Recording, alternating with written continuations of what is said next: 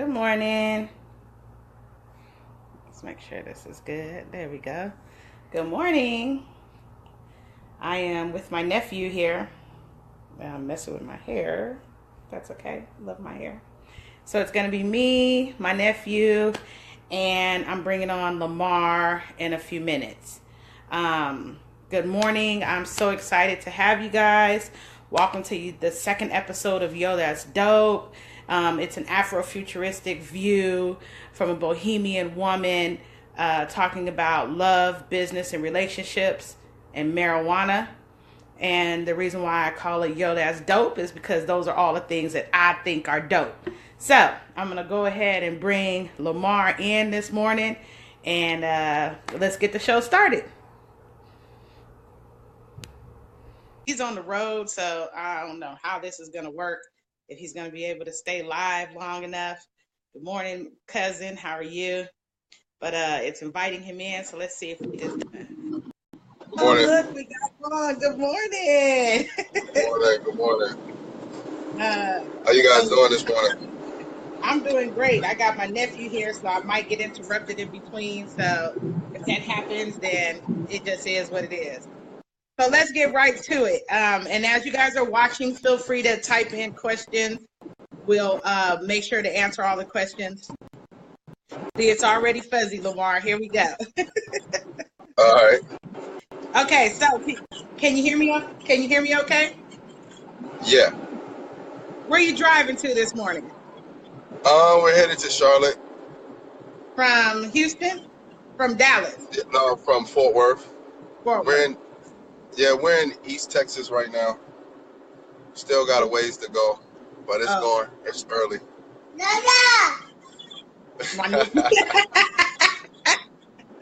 Okay, so where are you headed? You got Charlotte, North Carolina. You have a show there? Yeah, we're doing a show there this weekend. This week. So Yeah. So Lamar is he actually sells holsters in the gun market. He has a holster that he I feel like I'm in space because it just like changed. The volume just changed. The volume. Oh, that's you. That's a you thing. Now we gotta do sign language. Can you hear me? I can't. The sound, no sound. What happened? Hey, Marlon. Your microphone? Hey, Jody. No, it's not me. It's you. No, it's not me. It's you. So I'm going to go ahead and log out and log back in. It's not me, Lamar. It's you. So Lamar is, he sells holsters in gun shows. I know you can't. Log out and log back in. Somebody type him to log out and log back in. And so he's headed to Charlottesville to do a gun show. And he has his own patent for a holster. Oh, there we go. Okay, I couldn't hear you. I'm sorry. So Lamar, I don't know I was telling them that you're headed to Charlottesville. No, Charlotte, North Carolina. Charlotte, North Carolina, to do a gun show. So explain to them what you do.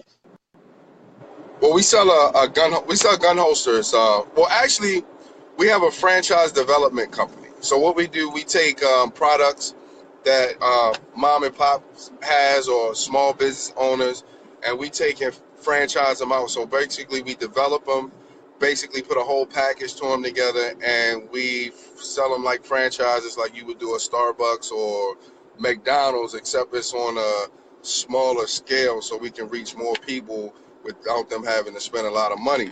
So one of the products that I thought I had one, I know I got one in here.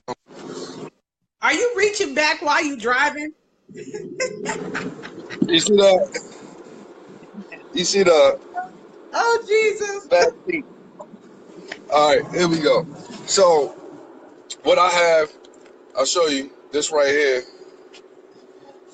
One of our holsters right there.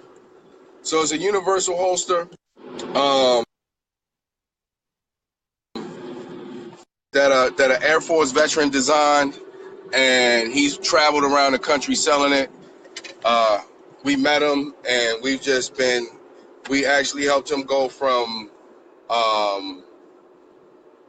5,000 units. We sold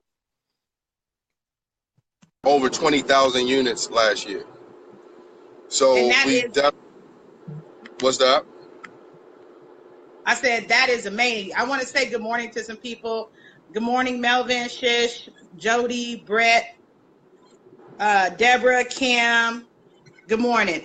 So yeah, good morning, Robin. So basically, you're selling this new product with a team, right? What's that? I'm sorry. You're selling the product with the team, right? Right. We built the team around the product. Basically, allow those people to become independent owners. So now they own a part of the product. So they go around selling the product, making a nice living for themselves and their family independently without having to work a normal traditional 9 to 5. So we have about, I want to say, 15 independent dealers right now that we work with on a regular basis all over the country. And you were able to get that product patented, right? Can you explain that process of patenting something? Yeah, and actually it's a rough it's rough, like but you can do it yourself. You want to reach out for the right advice, but he didn't have the product patented, so people were able to take the product and send it overseas, get it copied, try to get a version of it copied, and sell it as well. So they became a big part of our competition. But what I did was took and patent the product. So I got with a lawyer, and they helped me draft up the patent, and we put a provisional patent out. That we did we just were able to take and secure the product. So now it can't be made in the United States without our approval. You know what I mean? Or if someone tries to sell it, we can go actually stop them from selling the product. Lamar, congratulations on that. That is like one of the most tremendous things that a Black man can do for himself, is secure his future that way. So just congratulations. And I just kind of want to tell people, I met Lamar and his wife, Christy. It's been 5 years now, huh? Pretty much. Yeah, pretty about that. 5 years. Yeah, 5 years. They 5 years. just walked into a business boot camp. I met them somewhere. They walked into a business boot camp. They had an idea of where they wanted to go. They sat down, they got into the information, and they just completely transformed their life. And to be honest, they transformed their life in a way that I couldn't have even expected. But they're sound business people, him and his wife. And now they're actually a business family, which I adore the most. So Lamar has moved his family from Las Vegas, Nevada, had a house built on his business finances in Texas. And now him and his family are secure. And now they sell their products across the nation. My nephew is getting involved in my conversation. But now they sell their products across the nation. And they only work 3 days a week.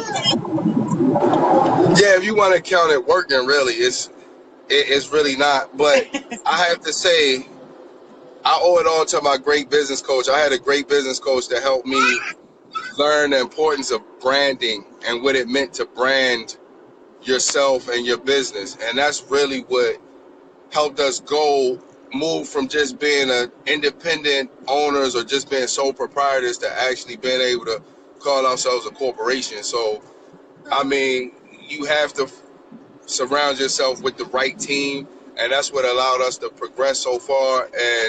And we're still trying to surround ourselves with that team. Actually, my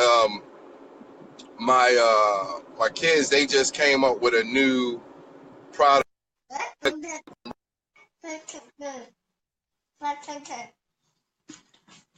2-day kit that has everything you need for. So that'll be coming out next. So look out for it. Oh, that's awesome. So Lamar and Christy aren't just entrepreneurs themselves. They raise entrepreneurs. And last conversation we were talking about family and how important it is to invest in our family and to be involved in our family. And I don't send my son, you know, off with random people often. I'm very selective on who I will allow to inspire and be involved in my child's life. And I sent my son with Lamar and Christy, and they taught my son how to shoot guns. That's what they did. They took my son into the desert, laid out so many guns, and so my son has experience with guns. And that, I think that as we evolve in the world, it's important that we teach our youth young how to handle firearms for their own personal safety and also for the future safety of their family. And that's something that Lamar is, he's driving, so he got it. Lamar was talking about how you have taught your children about firearms early. Yeah, you know, growing up in Baltimore, you know, in the inner cities, as black people, we really don't get to learn about firearms. We're taught that it's not good, it's dangerous, stay away from it. It's only something that criminals and police. And getting to see a different side of things, I've learned that that's not the case. That's only basically instilled in blacks in the inner city. But when you get out into the counties and the rural areas and actually other states that don't have really strict gun laws, you start realizing that guns are a tool just like anything else. And it's a tool that helps you survive if you need to survive. If you need to hunt, you need to catch food, and you don't want to go back to your bone, pick up a 22 or 30 or 30 six or something and get you some food. And Go ahead. I agree. Like one of the greatest things that, because one of the things of introducing your children to firearms early, it makes them not afraid of it. It teaches them how to understand the use so that they don't accidentally kill themselves, right? And I thought that that was so important when you teach children what to say instead of making it something to be afraid of. Because when you make it something to be afraid of, then what happens is that's how accidents happen, because they want to know what they're not supposed to know. But when you Right, they're introduce it to curious. them, yes, yes. So when you introduce it to them in a manner of this is for hunting and this is for safety, then it becomes something more that's comfortable in the household and something that they're not afraid of, and it doesn't become dangerous in that aspect. Absolutely. And that's what I introduced them first to the rifles, let them get a feel for the rifles. And I even bought them their own rifle and then their own pistols and stuff like that. So what I've done with my family, everybody has their own rifle and a pistol. When we go out, you can shoot your own weapon and be comfortable and take care of it and clean your own. And I actually can leave my weapons all around the house, and I've never had one of my kids even mess with it because they know the dangers of it and they respect it. You know, and just like a car, if you have a car and your children don't respect it, they go out, they could kill themselves in the vehicle. So I look at it the same exact way. I just teach them to respect the firearms and learn it and appreciate what it can do for you. And I appreciate that you actually do that. That's not common in African American homes to teach our children about guns and how to respect firearms and the importance of having firearms. We've been taught, it's one of those other stigmas that we have, right? We've been taught that guns are bad and guns are wrong, and we kill each other with guns. And in the white families, they're taught that guns are for protection and you should have guns and they're good for you hold them and they become valuable, right? So Absolutely. I think that it's important as African Americans that we evolve in our mindsets. Even though there's so many things going on in the world, it doesn't mean that we can't adapt our children to the importance of owning and understanding firearms. Absolutely. With a lot of things. And that's why I like being a business owner, because it gives me the opportunity to be able to do that, to have that that option to be able to go out there and do things like teach them about the firearms, because when they get adults, they know and appreciate it as well, and they're able to teach other people and let people know that it's not such a scary thing.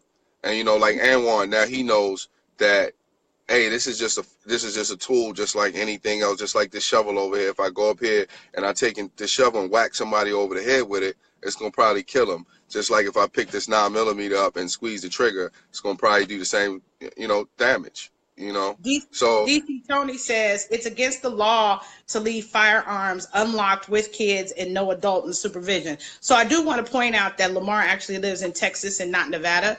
So I want to right. make sure that everyone knows that. But Tony, I appreciate you explaining the laws, because that's important also that people know. So even though we're educating our children about firearms, it doesn't neglect that we're not supposed. Let us not neglect the laws. Let us be a law-abiding citizen. So I agree. Hey, Nina, how are you? Right. Absolutely, absolutely. So one of the things that I find fascinating about you is, and I want the people to know, is that you're a retired Marine, and Right. and you Well, I didn't work. actually retire. I'm a veteran. I You're didn't a actually veteran. do Okay. 20 years. Okay. So he's a veteran. He's a veteran Marine, and now he sells guns for a living. And you're an African American. Well, you sell gun items for a living. Accessories, right. Accessories. But I find that fascinating, because what made you make up your mind that this was somewhere you wanted to be? Like, this was an industry that you thought would be profitable to your family, and then making that decision as an African American, because I know that had to be scary. Well, I always told myself, when the time I left the Marine Corps and did my first civilian job outside of the Marine Corps, that I would be retired by the time I was 45. So that was number one in my head. I didn't know how I was going to retire, what I was going to retire from, but I said at 45, I will not be working for somebody else. I'm not going to work for somebody else my whole life. So I've always looked for a way to financial independence. Like, I used to sell CDs, shirts. I've done everything to try to become independent, but I didn't have the knowledge that it took to know how to go from point A to point B. And so it wasn't until, like, I met you, that you helped me develop that roadmap. And that's what a lot of, I think, African Americans don't have, is people, and they're not willing to allow themselves to let somebody, regardless of what that person's status is, to be able to tell them how to. We don't like to listen to each other a lot of the times, but I I was into my spiritual self, and in the scriptures it tells you need the right advisors, surround yourselves with the right advisors. So once I started allowing myself to be surrounded with people that could teach me things, that's when things started coming to me. So when this business kind of, I would say, it fell in my lap. I say I was blessed with it, and it kind of fell in my lap at the same time. I happened to be going to a gun show. I had just got laid off from my job, at another position I was working, and I was at the gun show. I saw this product. It was a great product. I saw the gentleman selling the product, and I just introduced myself and say, "Hey, do you need anybody to help you with this?" So once again, you can't be afraid to open the door or knock on the door for opportunity when you see it there. You can't be afraid to take that step and go out there. And from the first moment that we started, and I'm also blessed to have a great teammate, right? And your Yes, team you is are. you know what I mean? Yes, you are. She is, bar Yeah, none, a beast in her own right. that's right.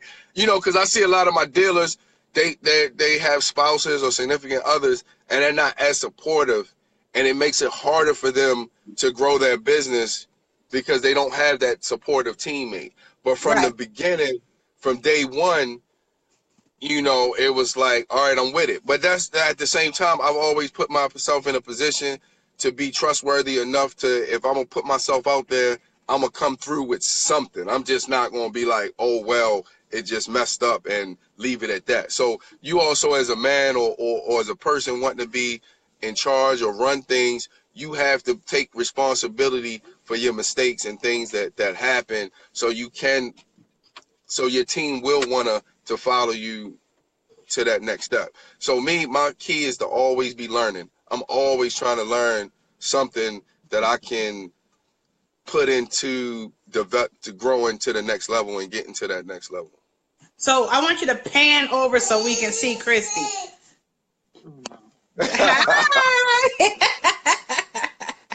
And the reason why I want to do she drive. You driving today? Yeah, we take turns. It's too far to drive all by yourself. So. Oh, okay. So Kathy Ashe says hi.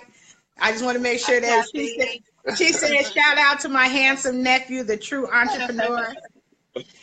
Shanta and Dion are here, and I wanted to make sure everybody knows, like, I didn't do this for this to be an you keep bringing me up, and this ain't about me. This is not an infomercial. I don't plan on doing a boot camp anytime soon. So that's, I've kind of I'm not evolved past the boot camp. I just don't have a space for that right now, right? So actually Ebony is doing a boot camp right now. I don't know if you guys know that. Ebony is doing a boot camp right now. So that's where they came from, is the business boot camp. I have some phenomenal men and women who came out of boot camp and who are just doing it, like really just doing it. And it was a blessing to be in that space for that period of time. And that's what he's talking about, is me as a mentor. I still mentor people individually, but I'm very selective. So I have to actually be in a space where I feel like the investment won't be in vain. Do you know what I mean? So I choose who I mentor now instead of allowing people to choose me. Larry Smith Jr. is watching. Hey, Robin, and good morning. So, Lamar, now that you've moved to Texas with your family, how has your business changed? How has your business model changed any since you've moved there? Oh yeah, it's changed several times, because when we initially moved to Texas, we had designed the business as more of a network marketing.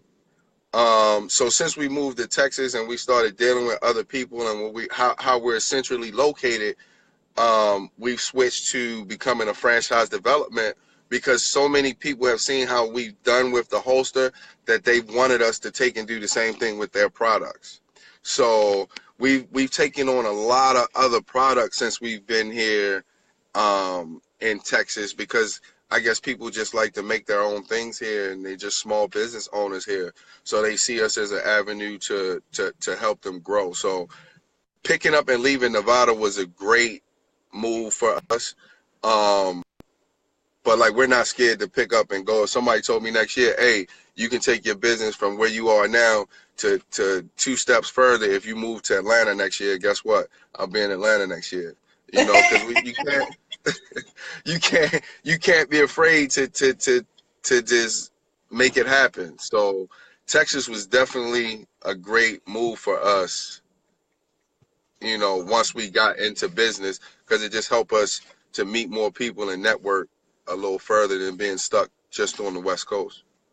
If you were to give people like 3 things, because I know that you're very elaborate in your business, and you tend to always want to mentor and educate and inform. If you were to give the people out there right now 3 things that they needed to know about business and how to get started, number 1, and what you found was the most important key thing to stay focused, what would you say?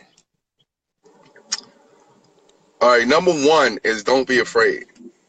Don't be afraid to fail. You got to be afraid. You got to fail in order to succeed. So number 1 is don't be afraid to fail. Don't give up if you fail, because that's just getting you closer to your success. Because I can't tell you how many different businesses we had, from adult toy sales to energy drink marketing to lingerie to everything that we pretty much did, cable sales, everything independently before we got to where we are now. Second thing is, as a business owner, independently, you tend to forget that you got to do work. You can't, or it's so much work that you get frustrated and just say, you know what, I'm gonna do it tomorrow, and every day turns into tomorrow. Right. So what I do is write. I try to write down at least 10 things. I write everything down now. I keep notes a lot now. So, for instance, to be productive, I know I need to hit everything on my list today. I'll write 10 things on my list. I don't care how big or how small. If it's go to my son's practice, I'm putting that on the list. If it's mail this letter out, if it's send this email, I'm writing it on my list because I want to get that done today. And I think I learned that from my business coach and put it in practice. Once I started putting it in practice, things started working out a lot. And also, don't be afraid to say no. You got to set your business standards for yourself, and you got to stick by them in your business. You can't, even though you're friends with somebody, they want you to do an event, or they want you to sell this, or they want to sell this, and they don't have money to pay you, or they can't give it to you. You can't be afraid to say no, because at the end of the day, this is your livelihood. This is your business. This is how you market and make your money to feed your family. So you got to start, you have to put your business first. So somebody might see you come, because it happened to us a lot when people would see us posting money and stuff on Facebook because we were advertising for our business. We would get so many emails and messages like, hey, we need this, or can you pay my light bill? Can you pay my phone bill? Can you pay my rent? My car payment's late. And we started pulling money from our business to help people, and eventually we had to be like, hold up, no, we can't help you, because we got to help our business and make sure our business is working. Once we get on a certain level, then you have that money to trickle down with. And if I can add one more thing, pay yourself. That's another thing I learned from my mentor that led me to the right books. But pay yourself, because you work hard sometimes and you invest in a lot of money in your business. You see everything going in your business. You start getting discouraged when you can't go out and have fun. If it's no more than just go to an expensive dinner once a week, give yourself that encouragement to want to keep going, as if you were working on a job and your boss is patting you on the back. Only now you're your own boss. Pat yourself on the back. Go out and buy you a nice pair of shoes or something to wear it to your next meeting, or something to make you feel better, to continue to want to keep growing.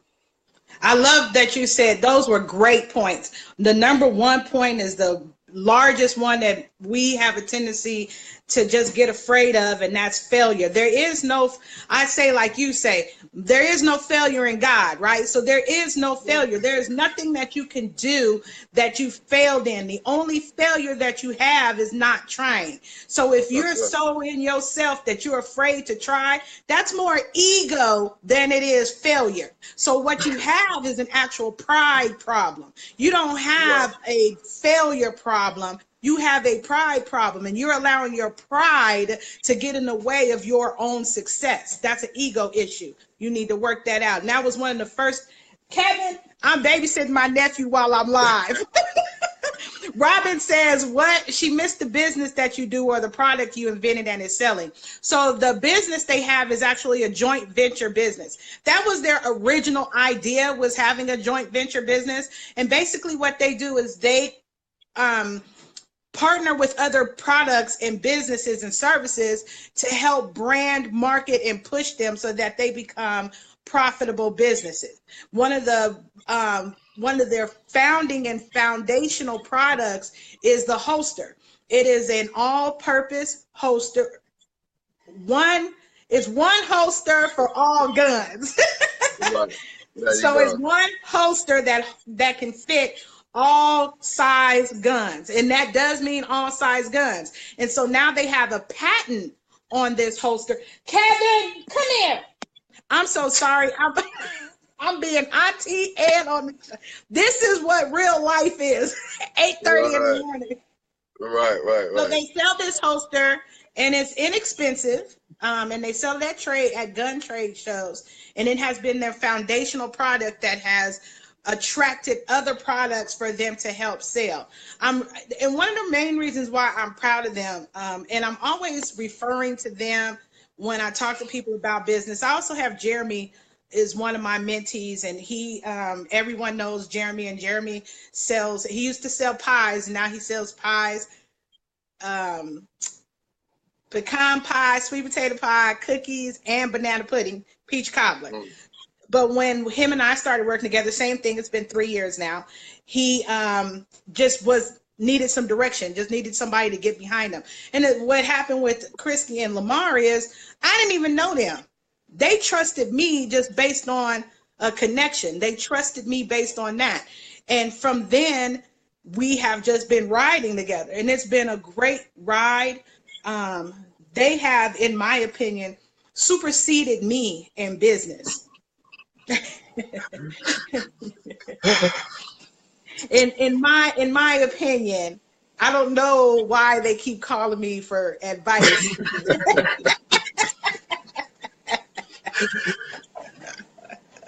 It's hard to find the real. I got a question, I need the real answer. I don't need to be sugarcoated. However, we have grown together, and now I'm in an industry that I was afraid to go in, and I actually had to go to them and tell them, hey Mona, hey Stephen, Melvin, hey cousin, both my cousins, Angela, Chris, how y'all doing today? So one of the things that I had to do was come to them and say, yo, I'm getting in the marijuana business. I'm gonna this is what I'm gonna do. Lamar was like, what? Lamar was like, what? Christy was like, okay. Christy is more of the cheerleader. She's always down for something new, something exciting. She's like, okay, what does that look like? Let's go. That's what I love about her. She's like, she is the center of support. She's got that down. Lamar is always skeptic, always like, what? what does that look like? Write it down. Is there a book?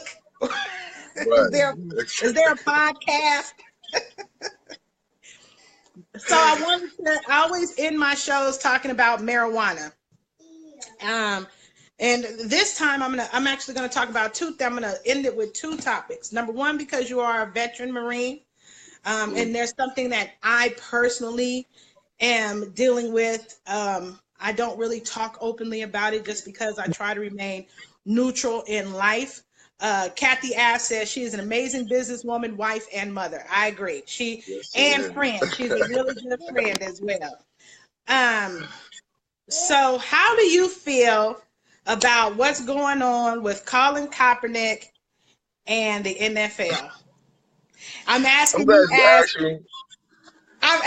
this as an African American Marine veteran. All right.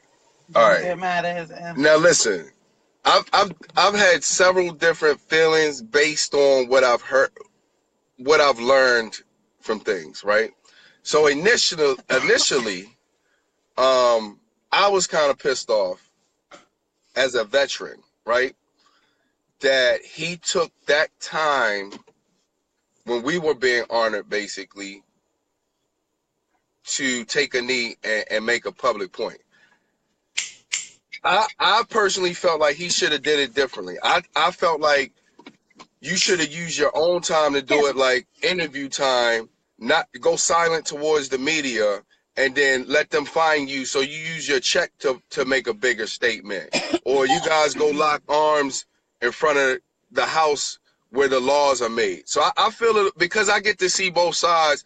I actually get to deal with the people that a lot of our people will never get to deal with. So they'll never understand those people. Just like the people that I get to deal with will never understand the people where I come from.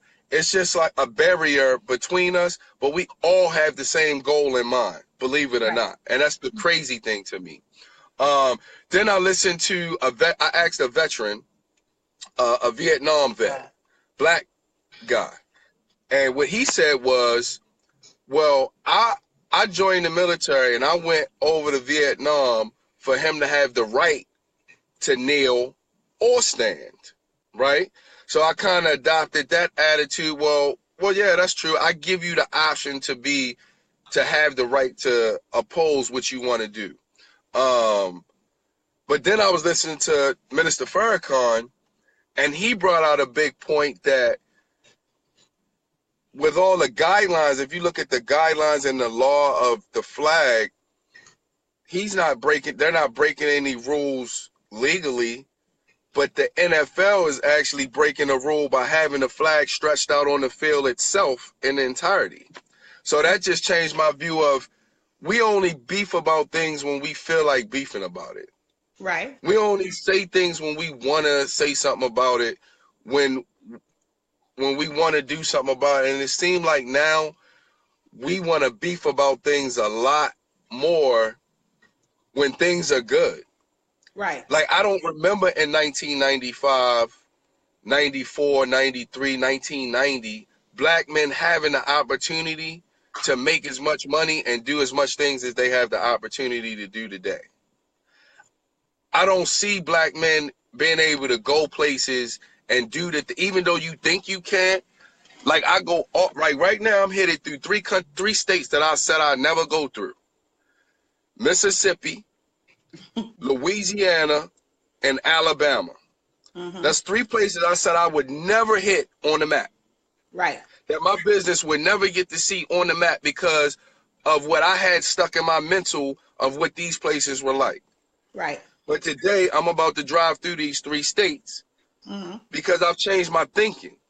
So I believe, to go back to what you asked me about them kneeling,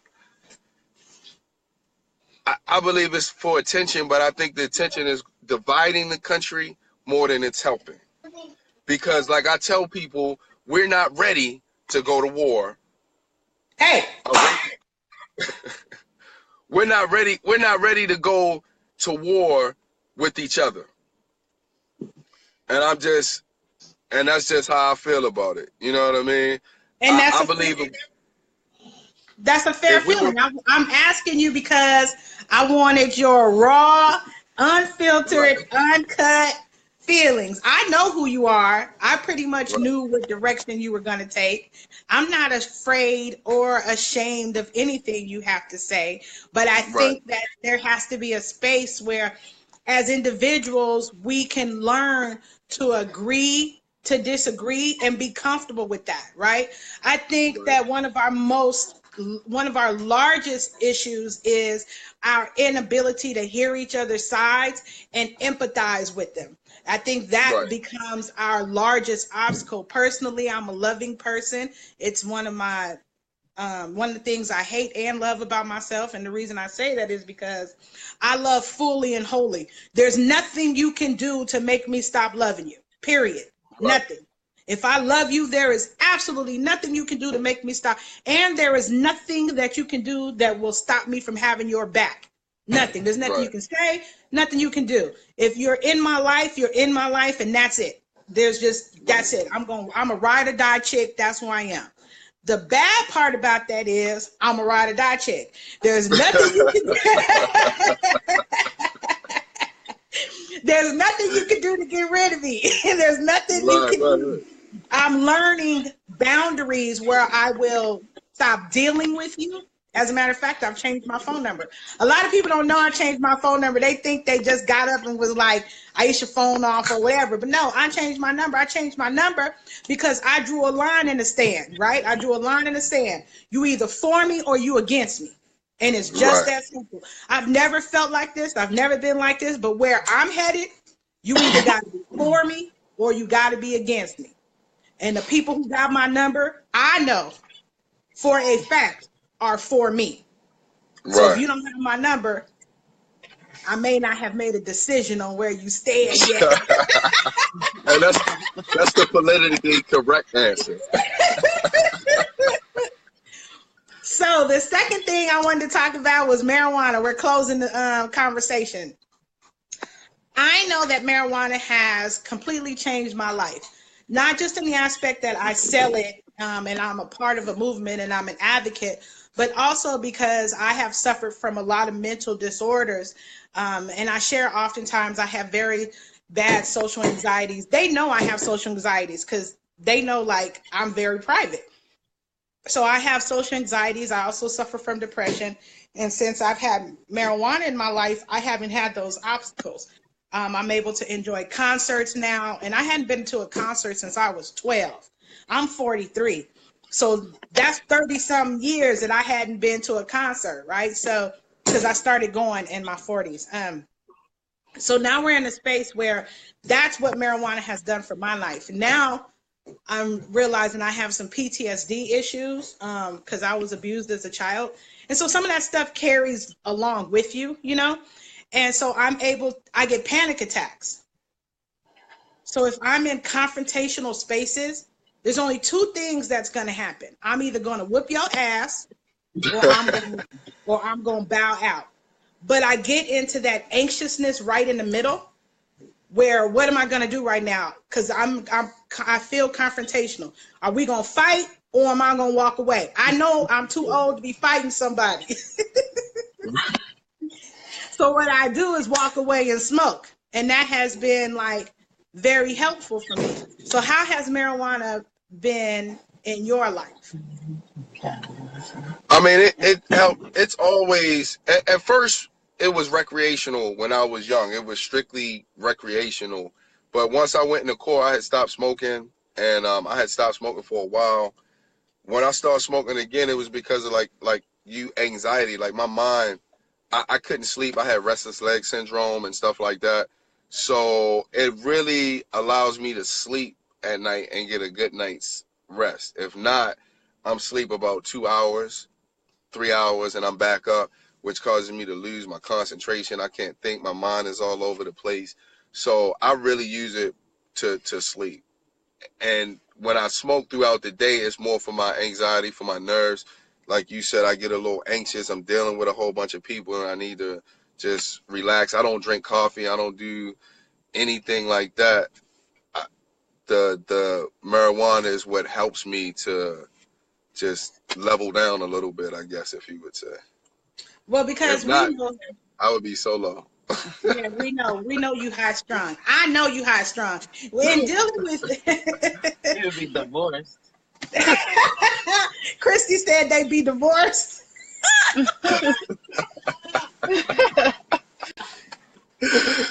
Man. But I understand that because I'm dating right now, and I can absolutely say that part of not being able to be relatable was because I'm anxious. I'm like you, Lamar. I'm high strung. I'm A-type personality. I'm like, let's go, let's go, let's go, let's go, let's go. Right? Right. I'm banging it out constantly. And so what marijuana has been able to do is kind of settle me down, and I stay in the moment more. That's the most Right. important thing. I stay in the Absolutely. moment more. I'm right. Like he's like, we right here. And I'm like, yeah, we right there. You know, I'm not 5 steps ahead of where he's going, you know. I'm right where he's Right. at. And so I can absolutely understand what you're saying about that. It's funny because when you think about all the things that has evolved in our lives over the past few years, it's crazy to think that we're here. Do you know what I'm Right. saying? Like Right. that I'm talking to you while you're on the road. We're on Facebook Live. And Right. 4 years ago, we were in a classroom and your wife was crying and Right.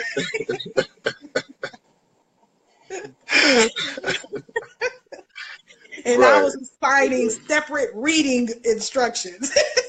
Right. Exactly. Absolutely. And so here we are today. You and your wife are on the road, working together, working in business together. You've bought a home, you've moved your family, your daughter's in the gym, she's got a job, she's doing what she loves. I mean, goodness, this is like, it's a dream come true for me. Is it a dream come true for you? Oh, it is. It's definitely. It's something surreal. I can't.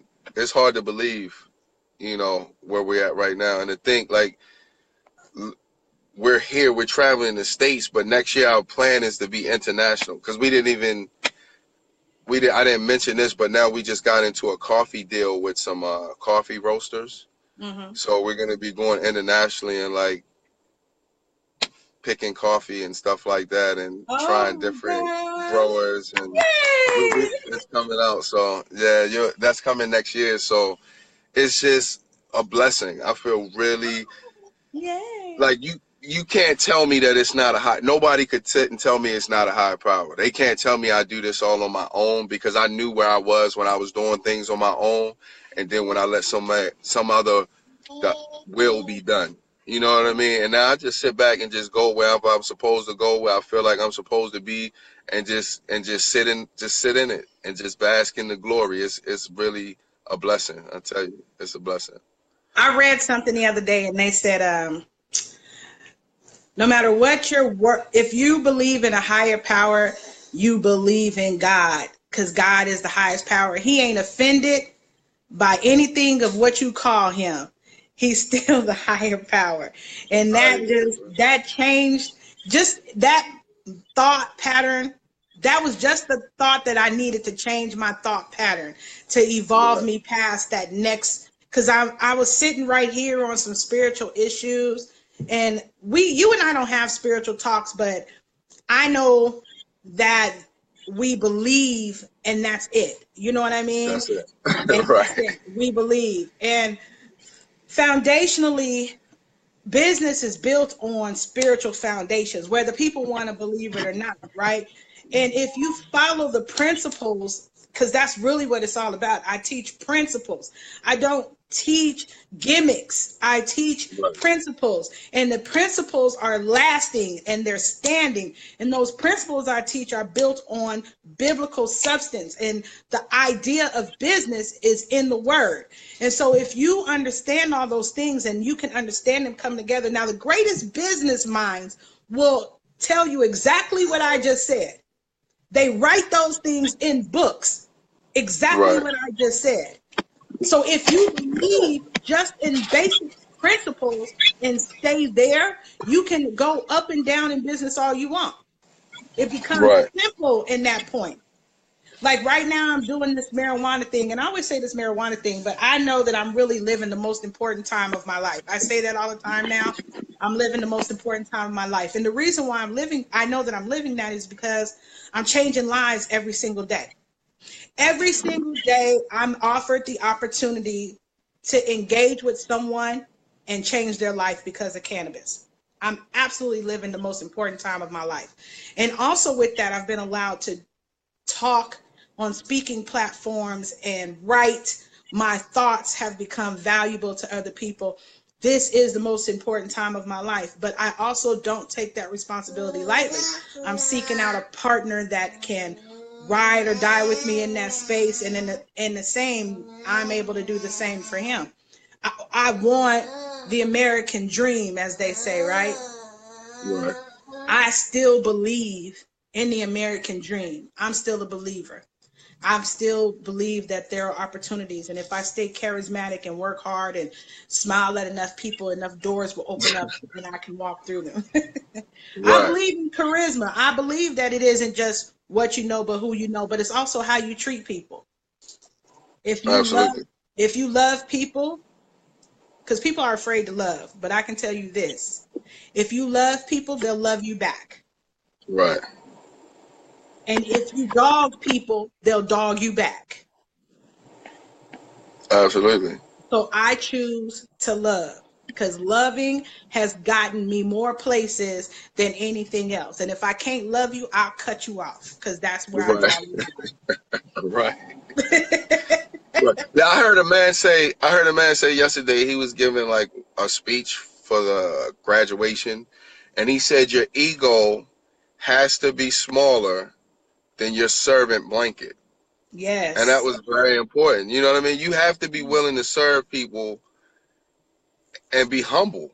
Yes. You know, like I smile, like it's a lot of my friends that I would like to have put on in the business that I knew I couldn't put it on because they wouldn't be able to transform themselves when the time came. Right. But as a business owner, you have to know when to transform yourself, when to do certain things, when to be this person, when to be this person, when to be this person. And that doesn't take away from who you are at the end of the day at home with your family. Absolutely. You And know what I even if mean? even if it does, they know the sacrifice. There you go. We get into a space, I tell my team, because I have a new team, my marijuana team. And one of the things I tell my team is, it doesn't matter to me. My ego just really ain't that big. So I have to Right. explain to them when I don't react or respond to certain things, I tell them, I don't care. My ego's not that big. My pride's not that large, right? I don't have an issue of humbling myself for any scenario, for anything. If I'm wrong or even if I'm right, I don't have to prove that I'm right. It's not that, it doesn't matter that much to me. Right. In the end of the day, what matters is, are we doing business and are we profitable? That's it. That's it. That's it. Do not work for free. Like, bottom line, are we doing business and are we profitable? Anything else can be adjusted. That's how I feel. Right. Right? Absolutely. So Absolutely. anyway, I love you. I love you and your wife. I appreciate you guys coming on the show. I And we look love you forward back. Love you. Have a good day. This will be downloaded on YouTube in the next 48 hours, so you can watch it again, Lamar. And then just tell them where they can find you. You can find me on Facebook, Lamar Ashe on Facebook, or you can find me on Twitter at Live for a Living One, because that's what we do. We live for a living. We have fun for a living. So Live for a Living One on Twitter, and or Lamar Ashe on Instagram as well. And like I said, if you're not sure what you want to do, if you're watching this and you want to become independent, we're here to help. We believe it's no such thing as working for somebody else anymore. We've learned that. It's all time to be independent, do it for yourself, and that's why we're constantly looking for different products. So if you don't like one thing, you definitely have the next thing that you can have as an option to go to. And also, we're gonna be coming out a book, Christy and I, the beginning of 2018. It's called Come here. it's a working title, but friendships last, relationships don't. So Ah. look out for that. It's coming out as well. So thank you so much, and it's always a pleasure. Anytime you want to have me as a guest, I'm available.